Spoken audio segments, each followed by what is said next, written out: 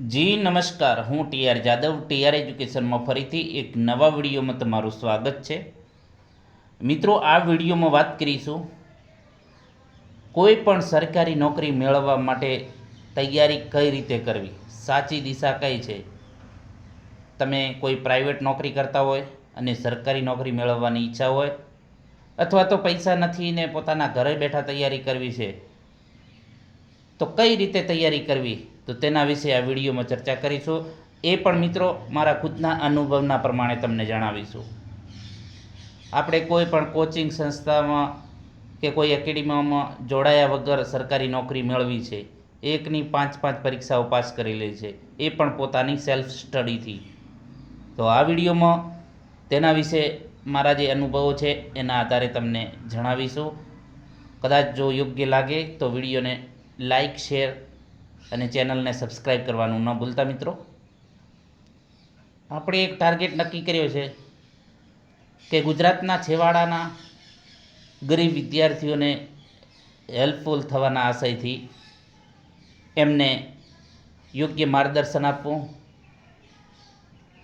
અને ઓનલાઈન બને એટલું આપણે હેલ્પફુલ થઈ શકીએ એટલી એમની મદદ કરવી, ઓનલાઈન ભણાવીએ છીએ. તો મિત્રો, હમણાં જીએસઆરટીસી હેલ્પરનું જે પરીક્ષા ગઈ, તો એમાં સ્ટાર્ટિંગમાંથી જ આપણે જે એના ઓનલાઈન ભણાવવાનું ચાલુ કરેલું, તો એનું પરિણામ સમગ્ર ગુજરાતે જોયેલું છે કે જે પેપરમાં 80+નું પૂછાયેલું, આપણી જે ટીઆર એજ્યુકેશને જે ભણાવેલું એની અંદરથી તમે ખુદ પણ ચેક કરી શકો છો. તો છેલ્લા 9-10 મહિનાથી જીએસઆરટીસી હેલ્પરનો તમામ કોર્સ સંપૂર્ણ રીતે પૂરો કરાયેલો, એ પણ તમામ ફ્રીમાં, તેમજ મટીરિયલ પણ ફ્રીમાં પ્રોવાઈડ કરાયેલું, જેમાંથી 100+ વિદ્યાર્થી મિત્રોના મેસેજ આવેલા કે સર, ટીઆર એજ્યુકેશનના કારણે અમને ઘણો ફાયદો થયો. અમારા પાસે પૈસા નહોતા, અથવા તો એવી સગવડ નહોતી કે અમે કોચિંગમાં જઈ શકીએ, કારણ કે અમુક મિત્રો નોકરી કરતા હતા, અમુકને પૈસાની સગવડ નહોતી, તેમ છતાં પણ એમને 60 ઉપર માર્ક્સ થાય છે. તો એ ટીઆર એજ્યુકેશન માટે ગૌરવની વાત કહેવાય, કેમ કે કોઈ પણ ફી લીધા વગર તમામ પીડીએફ ફ્રીમાં પ્રોવાઈડ કરાયેલા, તમામ મટીરિયલ જે ગુજરાતના ઘણા વિદ્યાર્થીઓ માટે ઉપયોગી થયું, જેમાં 100+ વિદ્યાર્થીઓનું ભવિષ્ય જીએસઆરટીસી હેલ્પરમાં બન્યું અને નોકરી મેળવશે થોડાક ટાઈમમાં. તો એનો આનંદ છે કે આપણા લીધે, ટીઆર એજ્યુકેશન ચેનલના લીધે 100+ વિદ્યાર્થીઓના ભવિષ્ય ઉજળા બન્યા. એનાથી મોટું અહોભાગ્ય શું હોઈ શકે. તો મિત્રો, જે પણ આપણે આ વિડીયોમાં ચર્ચા કરીશું એ ઘણું તમને કામ આવશે, ઉપયોગી થશે. ઘણા મિત્રો જીએસઆરટીસી તૈયારી કરાવતા વખતે મેં બધાને સલાહ આપી હતી કે મિત્રો, તમે ચોપડી નહીં લો તો પણ ચાલશે, કોઈ કોચિંગ કોર્સ નહીં લો તો પણ ચાલશે, એકેડેમીમાં નહીં જાઓ તો પણ ચાલશે, ફક્ત ટીઆર એજ્યુકેશન જે વિડીયો અપલોડ કરે છે, અથવા તો જે વિડીયો અને પીડીએફ તમને આપે છે, એટલું પણ તમે કરશો તો તમારે 60+ માર્ક્સ આવી જશે. આટલું તો આપણે એટલા સુધી તો કહેલું હતું. તેમ છતાં ઘણાએ કોર્સ ખરીદ્યો,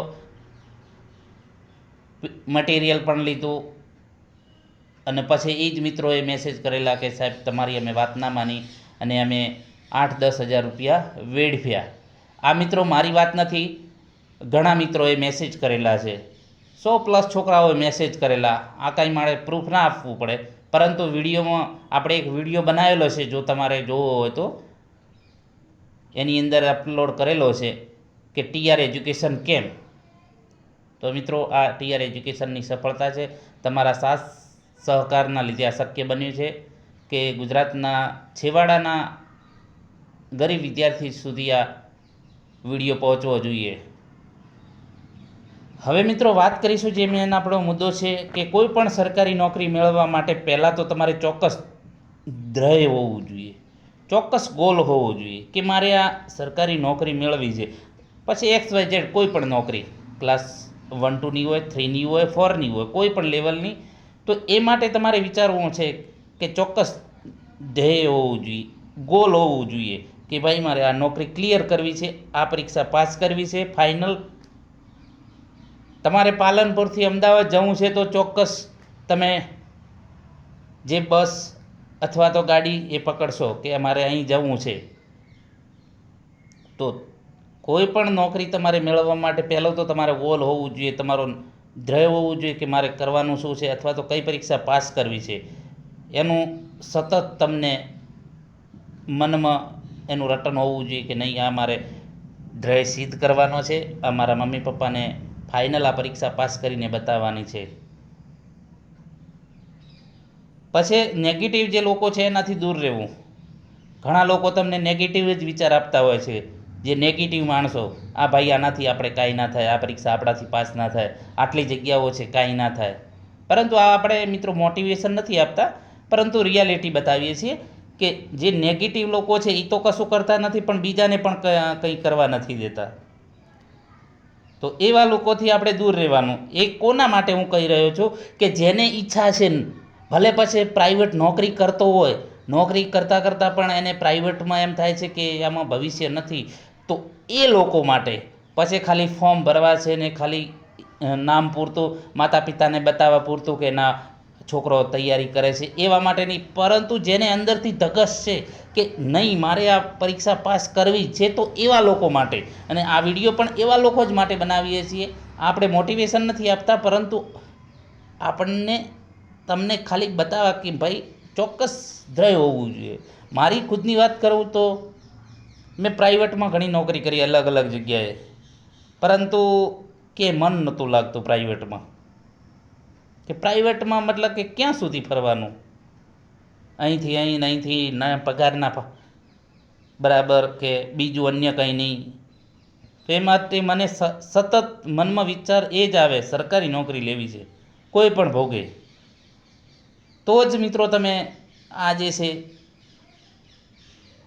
તમારો જે ગોલ છે એ સિદ્ધ કરી શકશો. એટલે પહેલું પગથિયું છે તમારો જે છે ગોલ નક્કી કરવાનો છે.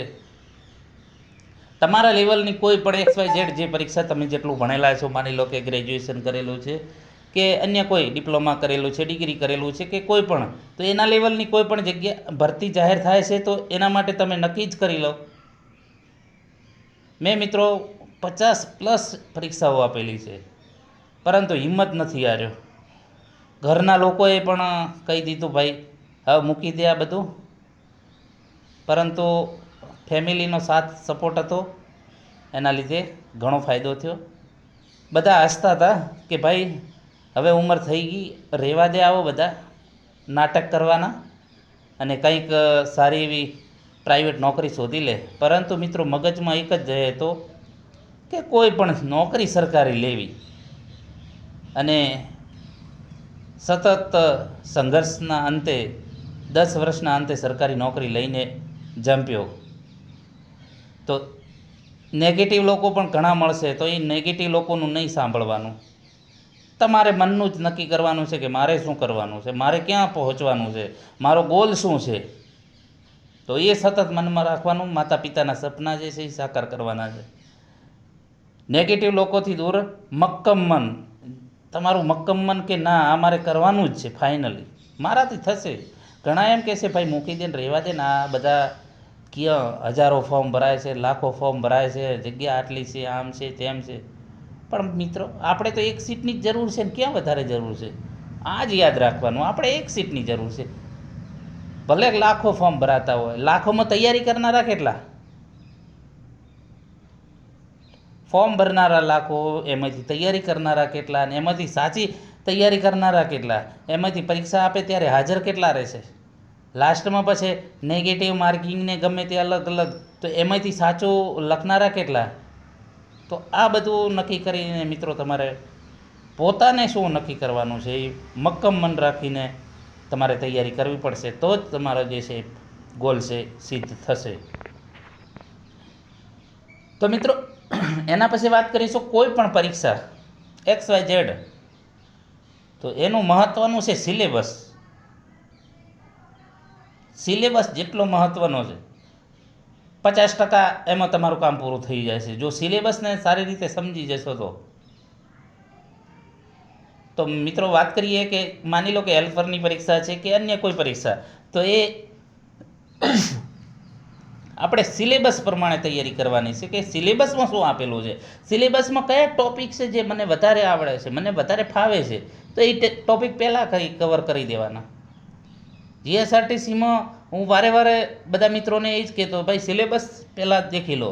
સિલેબસમાં તમને કયો વિષય ફાવે છે સારો, અથવા તો કયા ટોપિક વધારે માર્ક છે. એ અમુક ટોપિકના એવા પણ માર્ક આપેલા કે કયો ટોપિક વધારે પૂછવા લાયક છે, તો એ ટોપિક વધારે તૈયાર કરવો. તો એ પ્રમાણે તમે સિલેબસ જો કમ્પ્લીટ ધ્યાને લઈ લો અથવા તો સમજી લો, તો 50% તો તમારે કામ ત્યાં જ પૂરું થઈ ગયું. કહેવાનો મતલબ કે સિલેબસ પ્રમાણે તમે કરશો તો મતલબ કે ઘણા એવા પ્રશ્ન કરશે કે સિલેબસમાં તો સાહેબ પોલીસમાં તો અલગ આવ્યું, તો હા એ વાત સાચી છે તમારી, પરંતુ મેન તો આપણે સિલેબસ જ કરવો પડશે ને. અમુક જ પરીક્ષાઓમાં એવું થાય છે, પરંતુ મોસ્ટ ઓફલી જે છે ઘણી પરીક્ષાઓમાં મતલબ કે સિલેબસ 10-12 ગણનું પૂછતા હોય એ અપવાદ કહેવાય, પરંતુ સિલેબસ તો મિત્રો તમારે ધ્યાન લેવો જ પડશે. સિલેબસ વગર તો તૈયારી કઈ રીતે કરશો? એટલે મેન છે સિલેબસ જે છે સિલેબસને તમારે તૈયાર કરવો પડશે કમ્પ્લીટ. સિલેબસ પ્રમાણે તમારે તૈયારી કરવી પડશે અને જે ટોપિક તમને સારા લાગે એને પહેલાં તૈયાર કરો. એના પછી વાત કરીશું ટાઈમ ટેબલ. તો મિત્રો એક જે છે મહત્ત્વનું ટાઈમ ટેબલ.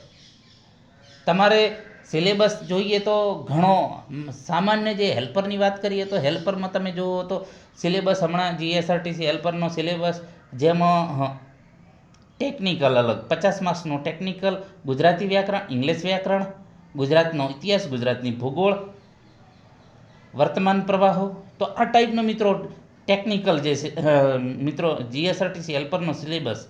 તો એ રીતે બીજી પણ પરીક્ષાનો અલગ સિલેબસ હોય છે ઘણો પણ.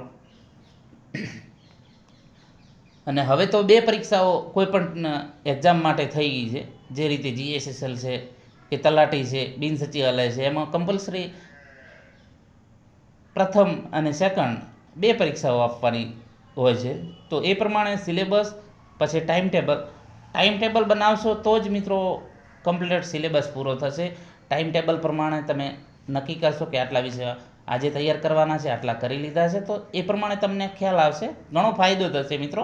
ટાઈમ ટેબલ બનાવવું સહેલું છે, પણ એનો અમલ કરવો ઘણું અઘરું છે, પણ આ મહત્ત્વનો ભાગ ભજવે છે. ટાઈમ ટેબલમાં તમારો ટાઈમ જે છે ટાઈમ પ્રમાણે તમે કરી શકો છો, એમાં તમને ઘણો ફાયદો થાય છે. એના પછી બુક તમારે સજેશન કરવી પડે કે તમારે નક્કી કરવી પડે છે કે કઈ બુક સારી છે. GSRTCમાં નવી બુકો ઘણી આવી હતી, આપણે કોઈ પ્રકાશનની વાત નથી કરતા, પરંતુ ઘણી જે છે સિલેબસ મતલબ કે એમના જે જૂની હતી નવા પૂઠા ચડાવીને આપી દીધી. તો એ પ્રમાણે આપણે નક્કી કરવું પડશે, અથવા તો જે તમારો અભ્યાસક્રમ છે તે જે તમે ભણેલા છે એ બુકો પણ કામ આવી શકે. તો એ સિલેબસ જોઈને તમે એ નક્કી કરી શકો, અથવા તો સારી એવી બજારમાં બુક હોય, ઘણા મિત્રોએ લાવી હોય તો તમે મિત્રોને પૂછીને પણ સજેશન મતલબ કે કરી શકો સજેસ્ટ કે આ બુક સારી છે અથવા તો આ બુક બરાબર નથી. તો એ પ્રમાણે પણ તમે નક્કી કરી શકો.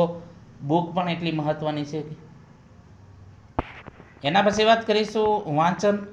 તો જે તમે બુક લાવી છે, અથવા તો ઘણા મિત્રો યુટ્યુબના સારા એવા લેક્ચરો પણ હોય છે, તો એ લેક્ચરો પણ તમે જોઈ શકો છો, એનાથી પણ તમને ઘણો ફાયદો થશે. મારી વાત કરું તો મેં બુક પણ લાવી હતી અને ઘણા વિડીયો યુટ્યુબમાં સારા હોય છે, તો એ વિડીયોના ફાયદો પણ ઘણો થાય છે. તો એ વિડીયો પણ તમે જોઈ શકો, સારા એવા વિડીયો હોય જે તમારા સિલેબસને લગતા હોય, તો એનાથી પણ તમને ફાયદો થાય. વાંચન મિત્રો તમારે નક્કી કરવાનું છે કે તમને વધુ યાદ રહે છે કે ઓછું યાદ રહેશે, તો એ પ્રમાણે તમારે વાંચન પણ કરવું રહેશે. જેટલું વાંચશો એટલું તમને ફાયદો છે.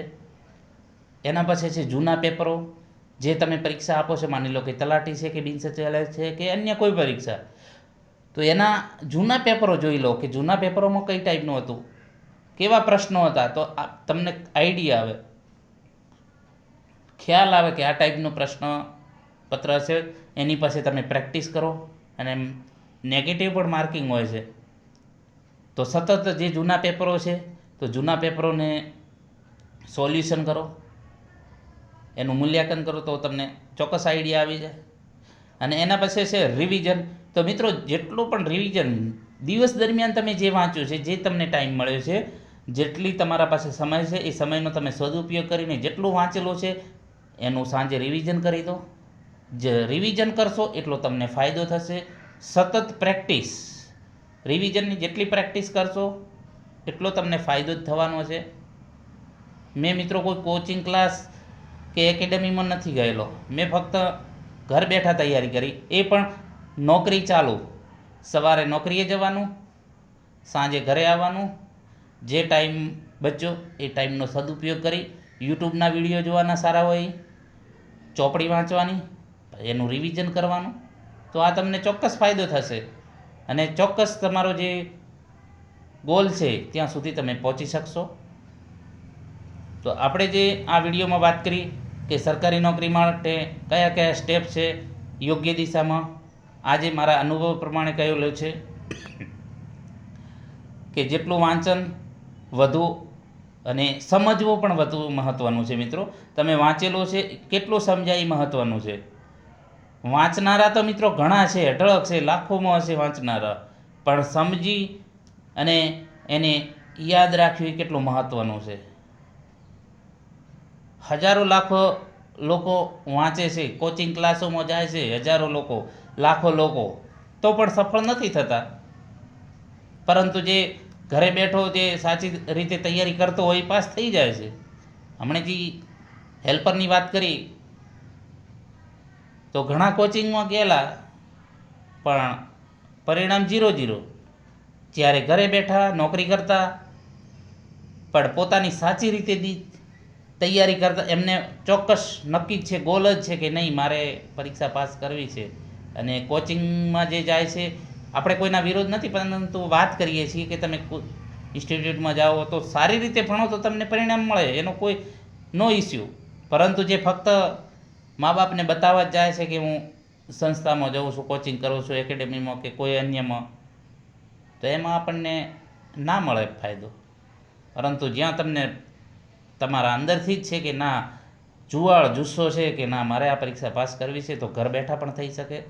મેં મિત્રો મેટ્રોની પરીક્ષા પાસ કરેલી છે, સ્ટેશન કંટ્રોલર તરીકે, જીએસએસએલમાં પાસ કરેલી છે, ઓએનજીસીમાં ડોક્યુમેન્ટ વેરિફિકેશન સુધી પહોંચેલો, તલાટી પરીક્ષા પાસ કરેલી, પરંતુ એમાં જે કોમ્પ્યુટર ટેસ્ટ એ વખતે 2014માં ખ્યાલ ના રહ્યો, અને એ વખતે ફોનની સગવડ પણ નથી. મતલબ કે કહેવાનો મતલબ મારી પાસે નથી, ફોન તો હતા પરંતુ મારી પાસે નહોતા, કોઈ નોટિફિકેશન ના મળ્યું અને એ તારીખ જતી રહી. ઇફકોમાં પણ પરીક્ષા પાસ કરેલી, ડોક્યુમેન્ટ વેરિફિકેશન કરાયેલું. એટલે ઘરે બેઠા બધી જે તૈયારી કરી, ઘરે બેઠા કોઈ પણ કોચિંગ સેન્ટરમાં નથી ગયા, ઘરે બેઠા અને સાથે નોકરી ચાલુ. જ્યારે મેં ડિપ્લોમા 2012માં પાસ આઉટ કર્યું, એના પછી સીધો નોકરીએ જ પ્રાઇવેટમાં 2-3 વર્ષ કંપનીમાં નોકરી કરી, પછી આઈટીઆઈ ગાંધીધામમાં નોકરી કરી, મતલબ કે ટીચર તરીકે, ઇન્સ્ટ્રક્ટર તરીકે. તો જે સમય બચ્યો છે એનો મેં સદુપયોગ કરી અને આજે સરકારી નોકરી કરી રહ્યો છું. 2 વર્ષથી સરકારી નોકરીમાં મારી સર્વિસ આપી રહ્યો છું. તો મિત્રો, આ જે છે તમારે નક્કી કરવાનું છે કે મારે ક્યાં જવાનું છે અને કઈ જગ્યાએ મારે મારો ગોલ પૂરો કરવાનો છે, અથવા તો મારે શું કરવાનું છે, તમારે નક્કી કરવાનું છે. અને જે તમારા માતા પિતાએ તમારા પાછળ જે પૈસો વાપર્યો છે, ખર્ચ કર્યો છે અને મહેનત કરી છે, તો એ જે છે માતા પિતાના સપના તમારે મિત્રો સાકાર કરવાના છે. માતા પિતાની કેટલી ઉમેદો તમારી પાસે હોય છે કે મારો છોકરો ભણી રહ્યો છે, કોચિંગ કરી રહ્યો છે, અથવા તો ઘરે બેઠો તૈયારી કરી રહ્યો છે. ઘણા મિત્રો 5-5 વર્ષથી તૈયારી કરી રહ્યા છે. 8 વર્ષથી ઘરે બેઠા. તો આ જે છે ઉમ્મીદો પૂરી કરવાની છે આપણે. તો તમારે જો સરકારીની ઈચ્છા હોય તો મિત્રો, જો અંદરથી ઈચ્છા છે કે ના નોકરી મેળવવી જ છે તો તૈયારી કરવી. નહીં તો આપણને એમ લાગે કે ના અહીંયા અમારાથી શક્ય નથી, તો મિત્રો પછી આપણે બીજો રસ્તો ગોતી લેવાનો. મતલબ કે કોઈ ધંધાનો કે અથવા તો કોઈ પ્રાઇવેટ નોકરી. તો પછી ખોટો ટાઈમ નહીં વેડફવાનો, ખોટો તમારો ટાઈમે બગડે ને પ્રાઇવેટ કંપનીમાં જોબ કરતા તો એ પણ તમારું બગડે. તો પોતાને જો અંદરથી ઈચ્છા હોય કે ના આ મારાથી શક્ય છે તો જ મિત્રો આ રસ્તો અપનાવવો જરૂરી છે. કારણ કે હવેના સમયમાં સરકારી નોકરી મેળવવી લોઢાના ચાવવા બરાબર છે, લોઢાના ચણા ચાવવા બરાબર છે. આ હકીકત છે મિત્રો. પરંતુ શક્ય છે જ્યારે તમારો જુસ્સો જજૂન તમને એક જ રહે છે કે ના આ મારાથી થઈ શકશે, તો મિત્રો શક્ય છે. તો મિત્રો આ વિડીયોમાં જે ચર્ચા કરી જો તમને પસંદ આવી હોય તો મિત્રો લાઈક, શેર અને મિત્રો ચેનલને સબસ્ક્રાઈબ કરવાનું ન ભૂલતા. અને આગામી સમયમાં તમે પણ સરકારી અધિકારી બનો અથવા તો કોઈ પણ સરકારી નોકરી મેળવો એવી તમામ મિત્રોને મારી ખૂબ ખૂબ શુભેચ્છાઓ. આભાર.